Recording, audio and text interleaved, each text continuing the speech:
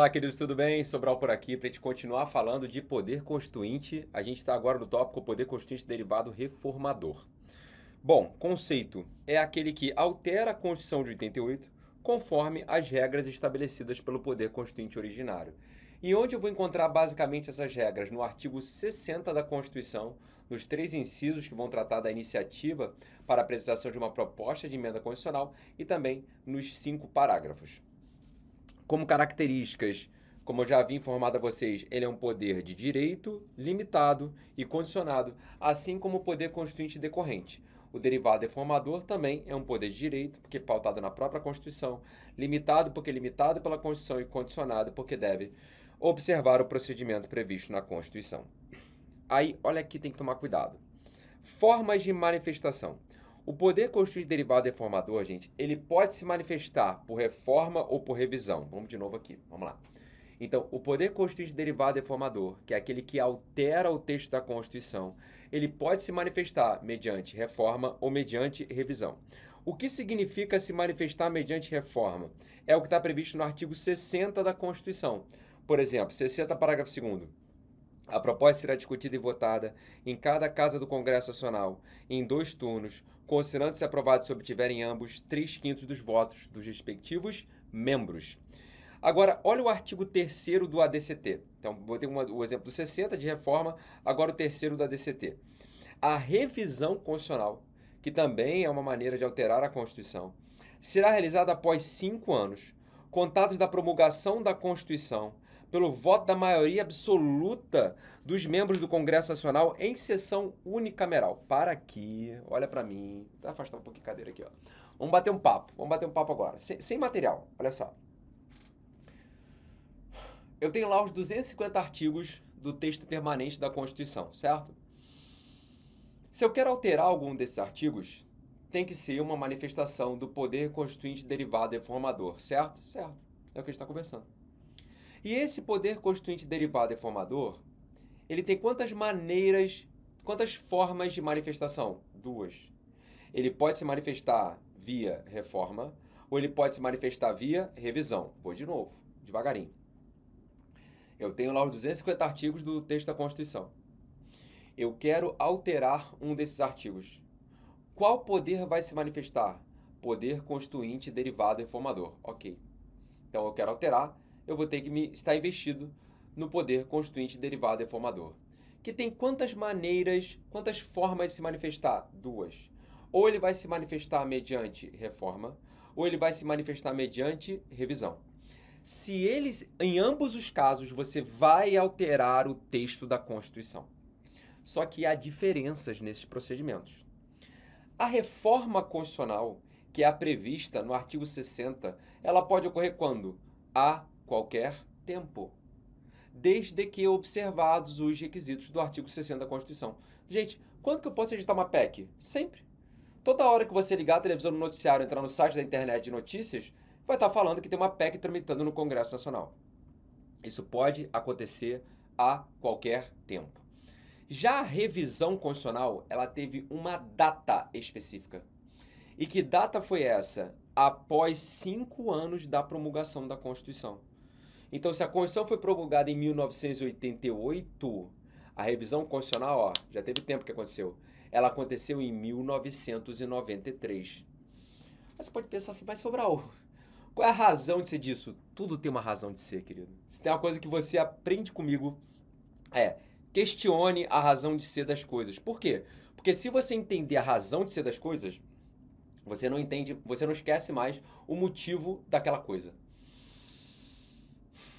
Lembra que você viu comigo no bloco passado de que o nosso poder constituinte da Assembleia de 87 e 88 era um poder constituinte revolucionário, tendo em vista um momento de transição constitucional?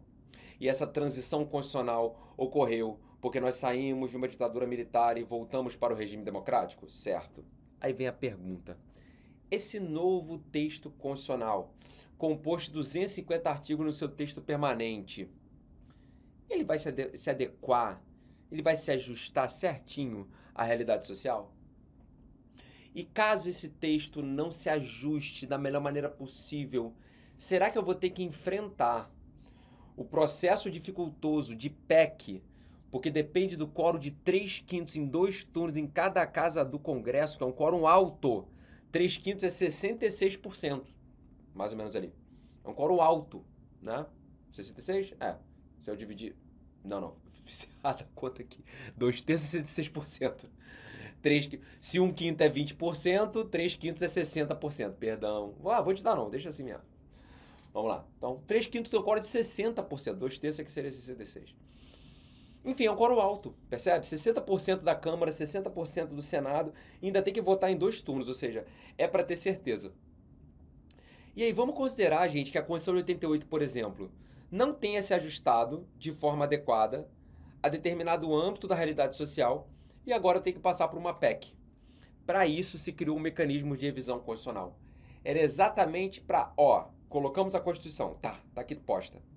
Criamos um novo ordenamento jurídico, com uma nova realidade, uma nova organização de Estado, uma nova percepção de direitos fundamentais, mudou um monte de coisa.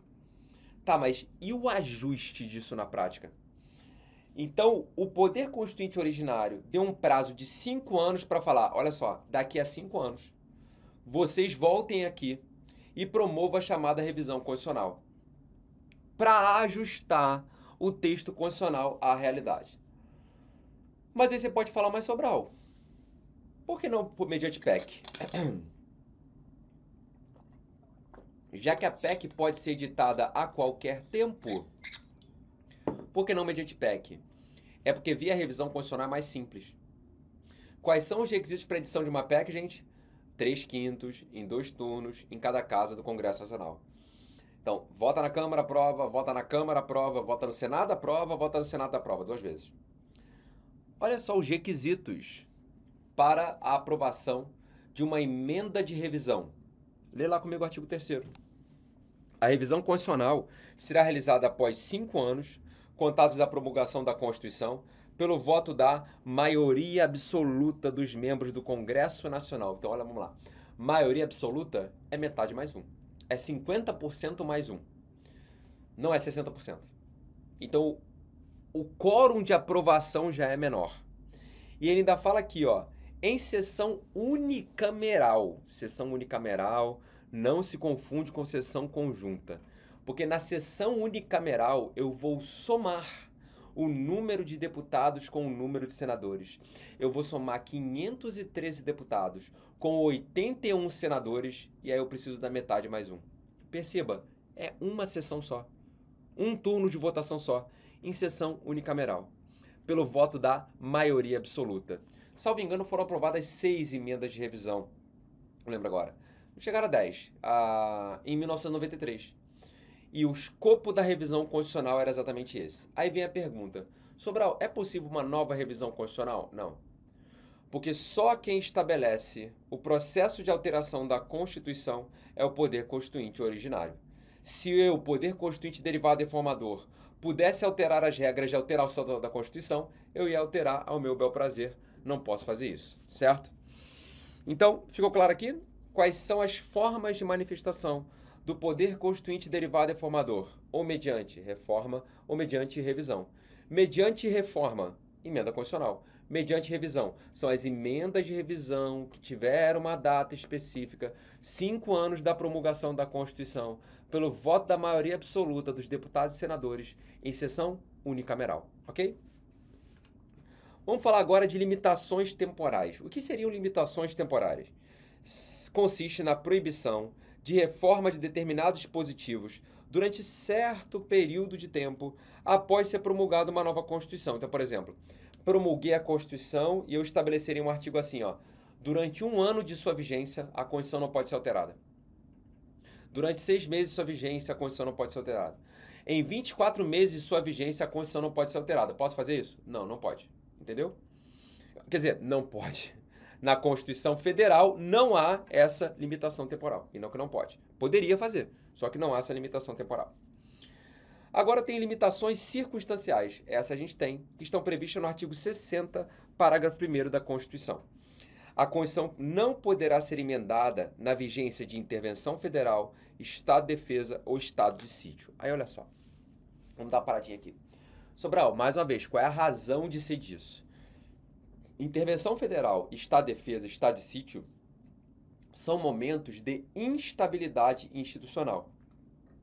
Perdão.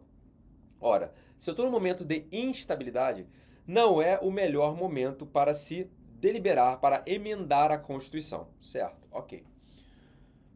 Aí o cara já estudou alguma vez na vida lá, estado de defesa e estado de sítio.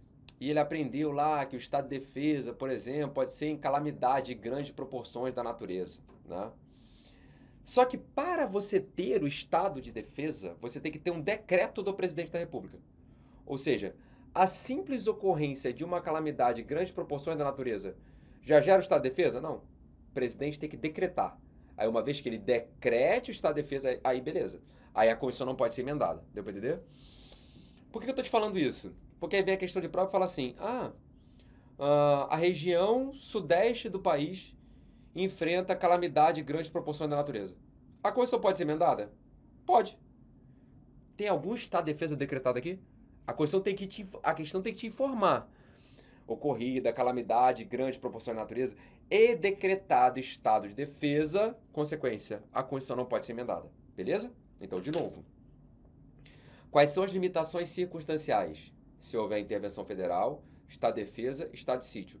Qual o motivo disso? Porque são momentos de instabilidade institucional. Se eu tiver na estabilidade institucional, regra, nesse momento eu não posso emendar a Constituição. Se ele falar, eu estou com calamidade de grandes proporções da natureza, isso é um pressuposto do estado de defesa? É. Já foi decretado? Não. Então pode emendar a Constituição. Entendido? Vamos lá. Agora, limitações formais ou processuais ou procedimentais. São aquelas previstas no artigo 60 caput e nos parágrafos 2º, 3º e 5º da Constituição. Vamos lá. No 60 caput é a questão da iniciativa para apresentação de uma PEC. Então, quem tem iniciativa para apresentar uma PEC? Vamos lá. 1/3, no mínimo, dos membros da Câmara ou do Senado. 2, do presidente da República. 3, de mais da metade das Assembleias Legislativas da Unidade da Federação, manifestando-se cada uma delas pela maioria relativa de seus membros. Vamos lá. E você? Repete aqui comigo. Quem tem legitimidade para apresentar uma proposta de emenda constitucional? 1/3 da Câmara, 1/3 do Senado. O presidente da República, mais da metade da Assembleia Legislativa da Unidade da Federação, deliberando cada uma delas pela maioria relativa de seus membros. Parágrafo 2º. A proposta será discutida e votada em cada casa do Congresso Nacional em 2 turnos, considerando-se aprovada se obtiverem ambos 3/5 dos votos dos respectivos membros. A emenda à Constituição será promulgada pelas mesas da Câmara dos Deputados e do Senado Federal, com o respectivo número de ordem. E parágrafo 5º. A matéria constante de proposta de emenda rejeitada ou havida por prejudicada não pode ser objeto de nova proposta na mesma sessão legislativa. Gente, aqui é tudo literal. Então vamos lá, vou perguntar para você aqui. Para aprovar uma PEC, qual quórum? 3/5. Em quantos turnos? 2 turnos. Onde? Em cada casa do Congresso Nacional. Quem promulga a PEC? O presidente da República? Não. Mesa da Câmara e mesa do Senado com o respectivo número de ordem. PEC rejeitada ou havida por prejudicada não pode ser representada na mesma sessão legislativa. Entendido? Vamos lá. A possibilidade de iniciativa popular de PEC, vamos lá, na Constituição Federal não. Na Constituição Federal só tem iniciativa popular de lei. Na Constituição Federal isso não tem. Mas olha só que interessante. Houve uma alteração da Constituição do Amapá para prever na Constituição Estadual iniciativa popular de proposta de emenda constitucional. Isso foi impugnado via ação direta de inconstitucionalidade no Supremo, no seguinte sentido: como a Constituição Federal não estabeleceu, poderia a Constituição Estadual estabelecer? E aí o tópico 3 fala assim: é facultado aos estados, no exercício do seu poder de auto-organização, a previsão de iniciativa popular para o processo de reforma das respectivas constituições estaduais, em prestígio ao princípio da soberania popular. Então, olha que interessante. Apesar de você não ter uma previsão expressa na Constituição Federal, seria possível ao Constituinte decorrente estabelecer iniciativa popular de PEC em âmbito estadual? Sim, o Supremo disse que sim. Quanto às limitações materiais, que são as cláusulas pétreas, ou seja, aquele corpo duro da Constituição, que não pode ser alterado, O artigo 60, parágrafo 4º, vai dizer que não será objeto de deliberação a proposta de emenda tendente a abolir. Tendente a abolir o quê, gente? Forma federativa de Estado, o voto direto, secreto, universal e periódico, a separação de poderes e os direitos e garantias individuais. Repete comigo, tem que saber isso aqui para a prova. Quem são as cláusulas pétreas? Forma federativa de Estado, o voto direto, secreto, universal e periódico, a separação de poderes e os direitos e garantias individuais. Primeiro cuidado aqui, federação e república, né? Então, forma federativa de Estado, se o Estado é unitário, se o Estado é regionalizado ou se o Estado é federal. Ó, Estado unitário, regionalizado ou federal, nosso Estado é federal. Logo, eu posso instituir um Estado regionalizado ou unitário? Não, isso fere uma cláusula pétrea. Aí a pessoa vai falar assim, e a forma republicana de governo? Porque qual o contraponto da república? É a monarquia. Inclusive, nós tivemos plebiscito no Brasil, lá em 1994, talvez? 93, 94, por ali. Para definir forma de governo e sistema de governo. Presidencialismo, parlamentarismo, república e monarquia. República é cláusula pétrea? Não. Mas república, a forma republicana, é um princípio constitucional sensível. Lá no artigo 34, inciso 7 da Constituição, aquele que eu te falei que faz parte do corpo de normas de reprodução obrigatória. Então, cada um no seu lugar. Então, Estado unitário, Estado federal é uma coisa. Se está centralizado o poder, ou se está descentralizado o poder. O nosso poder é descentralizado. Eu não posso mexer nisso. Isso é cláusula pétrea. Outra coisa é forma de governo, república e monarquia. Falando rápido aqui, na república o mandato é transitório e você tem eletividade. Na monarquia, o poder é exercido em caráter vitalício e é passado pelo critério hereditário. Então, república não é cláusula pétrea, mas é um princípio constitucional sensível, logo sendo uma norma de reprodução obrigatória nas constituições estaduais. Mas a cláusula republicana está imune à alteração? Não. Não, porque não é cláusula pétrea. A forma federativa de Estado é cláusula pétrea. A outra pegadinha aqui é a história do voto, porque a Constituição fala o voto direto, secreto, universal e periódico. Não fala voto obrigatório, percebeu? O obrigatório não é cláusula pétrea. Bom, tópico 9 agora, caminhando aqui já para o fim, se há direito adquirido em face de uma nova Constituição.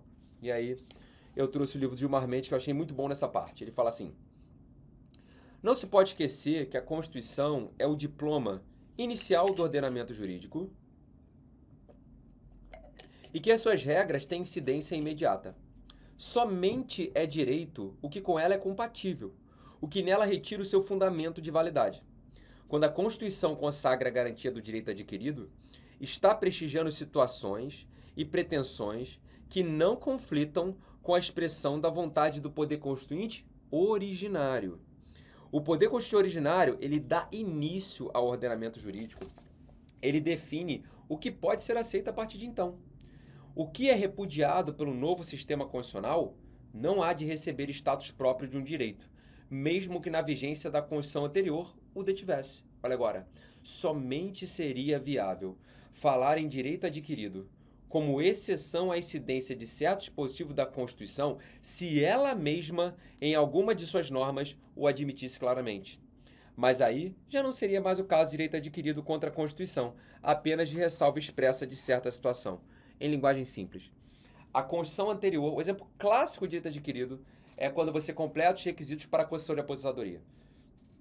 A Constituição anterior me deu, sei lá, 30 anos de serviço para a concessão de aposentadoria. Quando publicada a Constituição de 88, eu já tinha esses 30 anos, só que eu não tinha me aposentado. E vamos dizer que a Constituição de 88 tem aumentado para 35.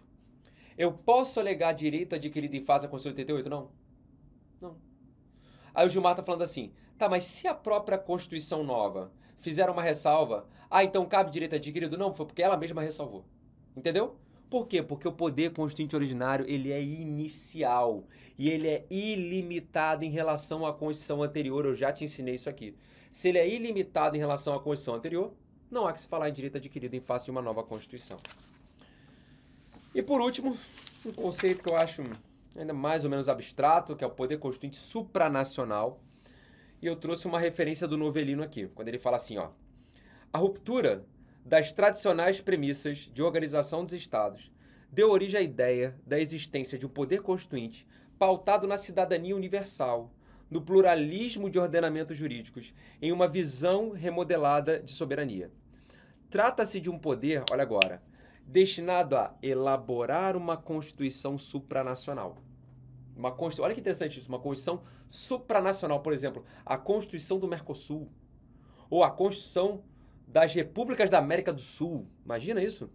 Apta a vincular os estados ajustados sob seu comando e fundamentada na vontade do povo cidadão universal. Seu verdadeiro titular. Esse poder é considerado constituinte por ter a força de criar uma ordem jurídica de cunho constitucional, na medida em que reorganiza a estrutura de cada um dos estados que adere ao direito comunitário e submete as constituições nacionais ao seu poder supremo. Sublinhe isso, ó. Submete as constituições nacionais ao seu poder supremo. Então seria isso. Eu teria agora a Constituição da América do Sul. E todas as constituições de cada país estariam sujeitas a essa Constituição supranacional. Gente, assim como a ideia seria de que as constituições dos Estados-membros no Brasil estão sujeitas à Constituição Federal, as constituições dos países estariam sujeitas a essa Constituição supranacional. Beleza, queridos? Entendido até aqui? Vamos agora fazer questões da FGV. Então, deixa eu ver aqui quantas a gente tem. Vamos lá, para a gente poder treinar esse assunto.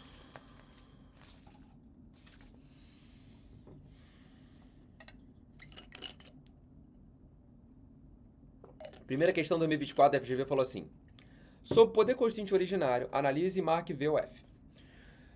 A base estrutural do poder constituinte originário foi fincada, base estrutural, fincada lá atrás, a Abad-Sieyé, o que é o terceiro estado, no momento da Revolução Francesa, lembra?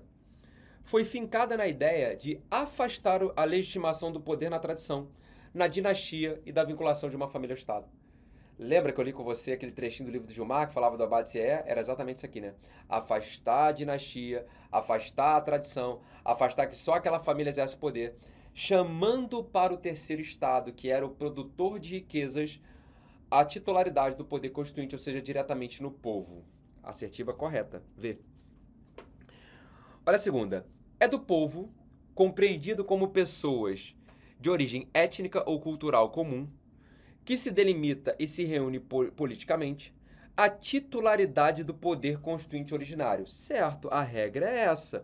Nas sociedades democráticas, quem tem que ser titular, e até hoje não se conhece nenhum regime de governo melhor do que a democracia, nas sociedades democráticas a titularidade do poder constituinte é do povo. E por isso, aí olha agora, então a primeira parte certa, não se admite que fração dele, do povo, se arvore a ser sua representação, ainda que tenha obtido um reconhecimento tal para atuar como poder constituinte originário. Ora, se isso aqui tivesse certo, a gente não poderia ter Assembleia Nacional Constituinte, concorda comigo?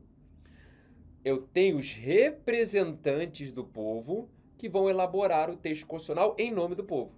Então, quando ele falou, não se admite que fração dele se arvore a ser sua representação, ainda que tenha obtido um reconhecimento tal, aí a assertiva ficou falsa. Fundamento, por exemplo, o poder constituinte, a Assembleia Nacional Constituinte. Olha essa última. Disse que o poder constituinte originário, ele é inicial, ilimitado e incondicionado, certo? Certo. No entanto, é possível apontar duas objeções ao caráter ilimitado.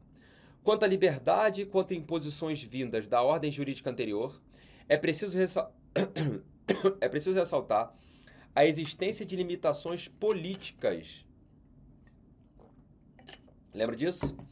Próprias ao exercício de tal poder, tais como os valores éticos, religiosos ou culturais de uma nação. Está marcado no seu material. Quanto a decisões totalitárias, existe mais uma limitação ao aludido poder, posto que a ordenação jurídica do poder do Estado se dá para a instituição de um Estado com poderes limitados. Assertiva corretíssima, retirada do livro do Gilmar Mendes. Letra B.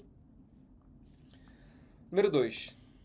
Em uma gincana jurídica, os dois grupos envolvidos deveriam indicar, na perspectiva prevalecente no direito brasileiro, as características do poder constituinte originário.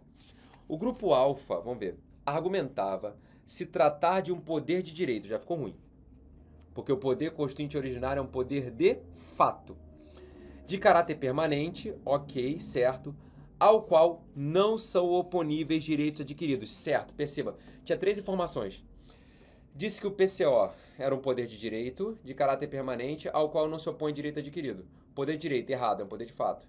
Ele é de caráter permanente, certo, porque ele pode ser exercido a qualquer tempo. E ao qual não se opõe direitos adquiridos, correto também. Então, alfa está parcialmente certo.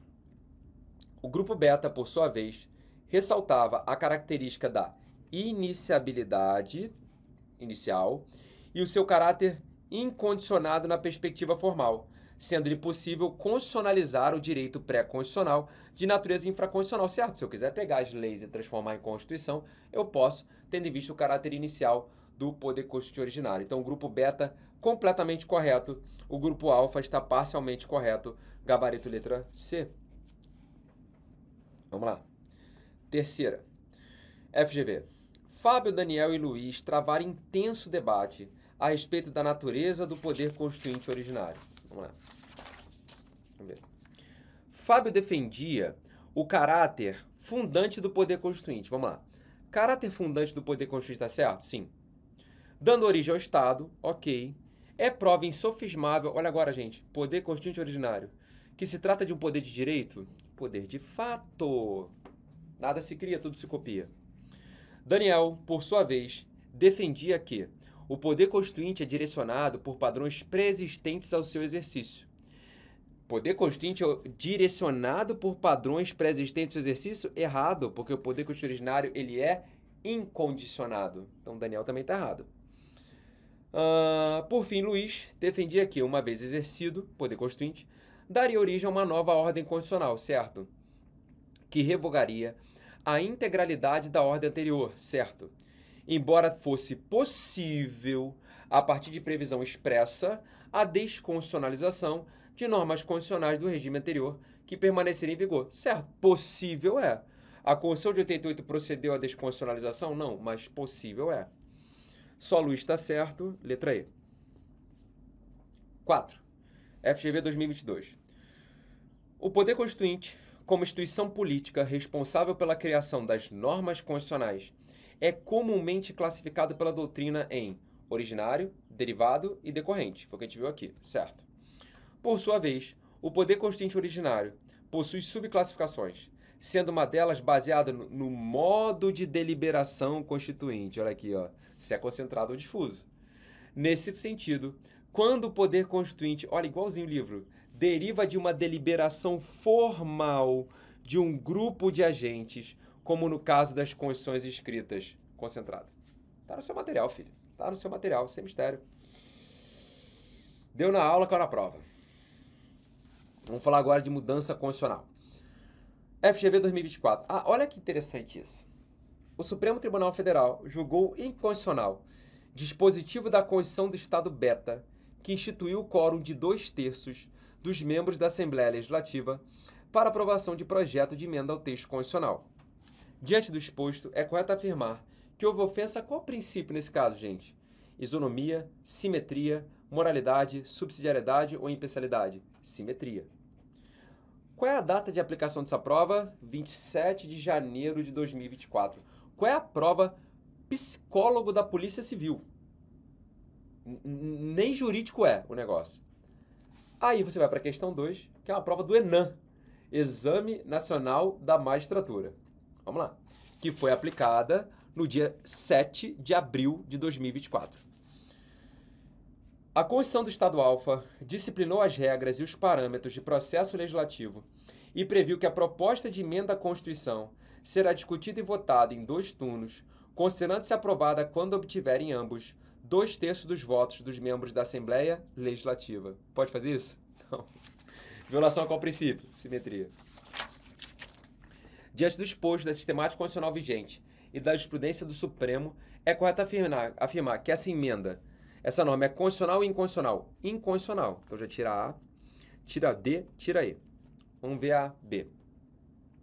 Inconstitucional, pois as regras e os parâmetros do processo legislativo federal, como é o caso do processo de reforma constitucional, não são de reprodução obrigatória nas Constituições? São. Já está errado. Inconstitucional por ofensa ao princípio da simetria, ao qual a autonomia dos Estados-membros submete a teor do que prevê o artigo 25 da Constituição e o artigo 11 do ADCT. Filho, você viu como é fundamental você conhecer questões da tua banca? Você vai fazer prova FGV, meu amigo. Você tem que conhecer questões da FGV. Ah, Sobral, como é que eu faço? Por isso você está aqui comigo. Por isso você está matriculado aqui nesse projeto, abençoado. Para eu te dar essa orientação, entendeu? Então, gabarito letra C. Questão 3. 2023, PGM Niterói. Determinada região do país teve a ordem pública ameaçada por grave e iminente instabilidade institucional. Grave e iminente instabilidade institucional pode gerar um estado de defesa. Pode. Decorrente da insatisfação dos integrantes de certas estruturas orgânicas com a política remuneratória adotada e com as decisões administrativas do chefe dos poderes executivos dos estados inseridos naquela região. Em razão desse fato, um grupo de 28 senadores apressou a proposta de emenda constitucional número X, PEC X, dispondo sobre medidas emergenciais a serem adotadas em situações dessa natureza. Tá bom, então, um grupo de 28 senadores, vamos lá, nós temos 81 senadores. A proposta tem que vir de quanto? 1/3 do Senado, 81 dividido por 3 dá quanto? 27. Então, quanto à iniciativa tá ok? Sim, 1/3 dos senadores. A região estava vivendo uma grave e iminente instabilidade adicional. Isso impede a PEC? Não. Só se tivesse o quê? O estado de defesa. Então, à luz dessa sistemática constitucional, é correto afirmar que a PEC X, letra A, não apresenta qualquer vício de inconstitucionalidade, certo? Não afronta limite material, não afronta limite circunstancial, não tem vício de iniciativa, não tem nada de errado. Gabarito letra A. Questão 4, FGV 2022. Após grande mobilização, deixa eu ver aqui, tá. Após grande mobilização, um grupo de 25 senadores, apresentou PEC. FGV gosta disso aqui, né? 25 senadores, aí deu ruim. PEC visando a instituição da forma de Estado unitária. Também não pode. Violou um limite material. Com a correlata extinção da Federação Brasileira, o que era justificado pela necessidade de reduzir o elevado nível das despesas públicas. Então vamos lá. Tem vício de iniciativa, porque não atingiu o quórum de 1/3 do Senado e viola um limite material, uma cláusula pétrea, a cláusula federativa. Gabarito letra E. Apresenta vício de iniciativa, não devendo ser objeto de deliberação no âmbito do Poder Legislativo e ainda afronta um limite material de reforma constitucional. Questão 5 agora, fala assim. João, professor de Direito Constitucional, questionou Maria, sua aluna, em relação a alguns aspectos relacionados ao exercício do poder reformador, mais especificamente quanto à legitimidade para a apresentação da proposta, aos limites materiais ao exercício do poder reformador e a possibilidade da matéria inserida em proposta havida por prejudicada ser objeto de nova proposta. Então vamos lá. À luz da sistemática constitucional, Maria respondeu corretamente que, letra A, é admitida a iniciativa popular dessas propostas. Admite-se iniciativa popular de PEC na Constituição Federal? Não, letra A está errada. Olha agora, a forma de governo não está inserida no limite materiais. Certo! Quais são as formas de governo? Monarquia e república. Federação, Estado unitário é forma de Estado, que não se confunde com forma de governo, que não se confunde com sistema de governo, presidencialismo e parlamentarismo. Então, sistema de governo, presidencialismo e parlamentarismo. Forma de governo, monarquia e república, nada disso é cláusula pétrea. Forma de Estado, federação, Estado unitário ou Estado regional. Isso é cláusula pétrea. Gabarito letra B. Então, forma de governo não está inserida nos limites materiais. Questão 6. Um grupo, de novo, de 25 senadores, vamos lá, vício, apressou proposta de emenda à Constituição que tinha por objeto a instituição de Estado de Direito Regional, vício, violou um limite material, no qual as competências legislativas seriam centralizadas na União e exercidas pelas regiões nos termos da delegação que viesse a receber. Essa proposta foi aprovada, olha agora, em cada casa do Congresso Nacional, em 2 turnos de votação, por 3/5 dos votos respectivos de membros, certo? Ao final, olha agora, foi sancionada e promulgada pelo presidente da República, vício. Porque quem é que promulga a PEC? Mesa da Câmara e mesa do Senado com o respectivo número de ordem. Então, vamos lá. À luz desse temático, correto afirmar que essa narrativa não apresenta irregularidade? Apresenta várias. Letra B. Somente apresenta irregularidade em relação à iniciativa, certo? 25 senadores. Quanto ao objeto, certo? Estado regional. E sanção e promulgação, certo? Porque não tem sanção e promulgação pelo presidente da República, apenas promulgação pela mesa da Câmara e do Senado. Letra B. 7. Um grupo... A FGV gosta, ó.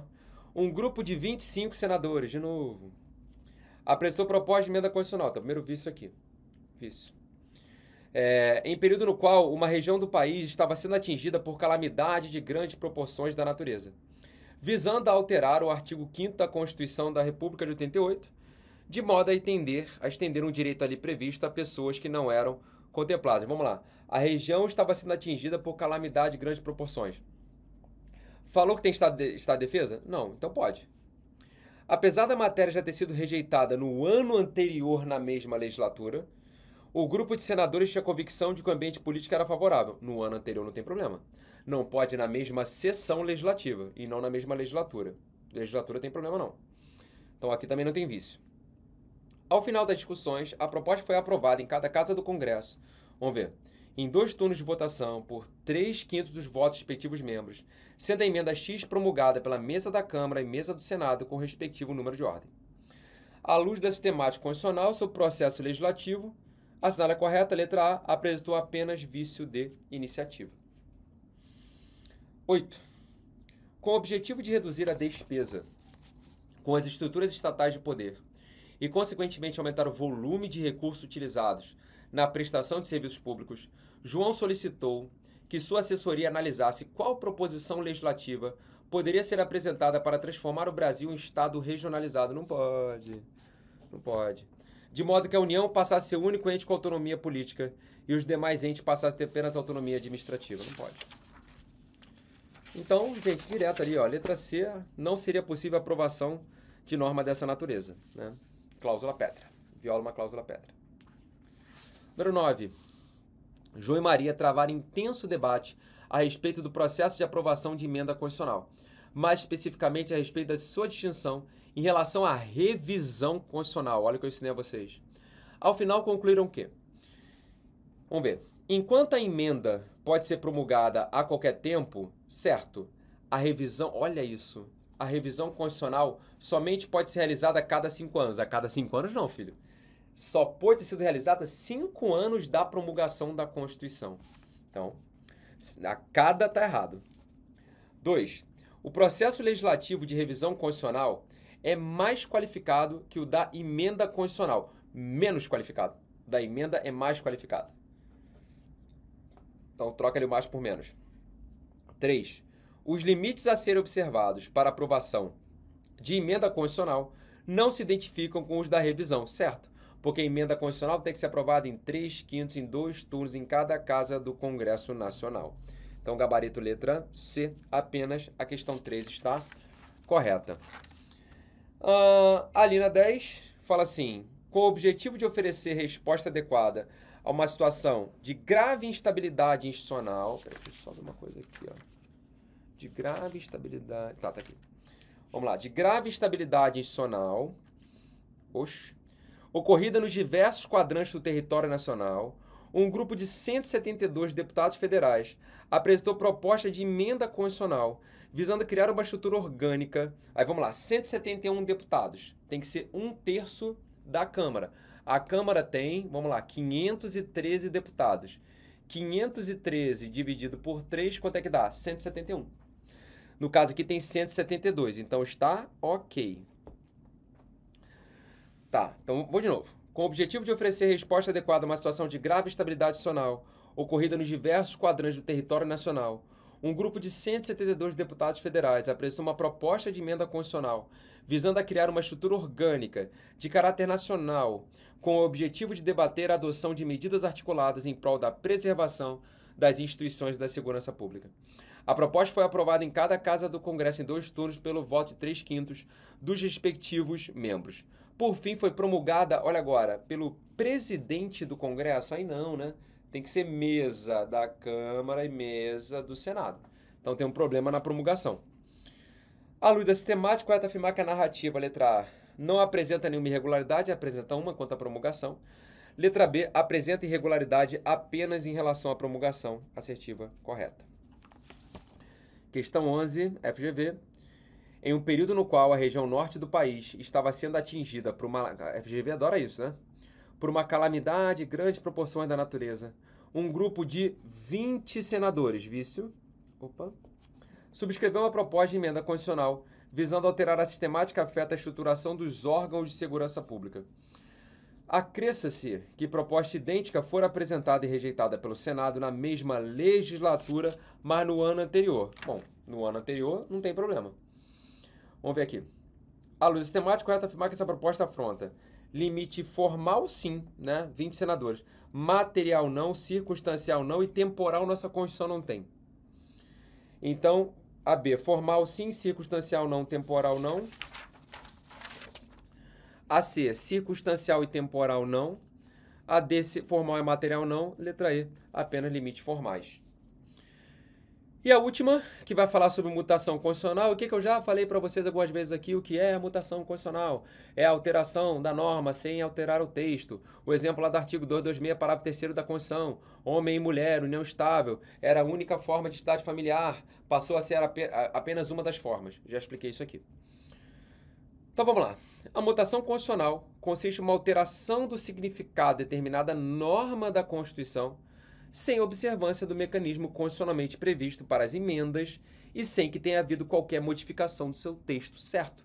Eu altero a norma sem alterar o texto. É um mecanismo informal de alteração da Constituição. Não é um poder constituinte concentrado.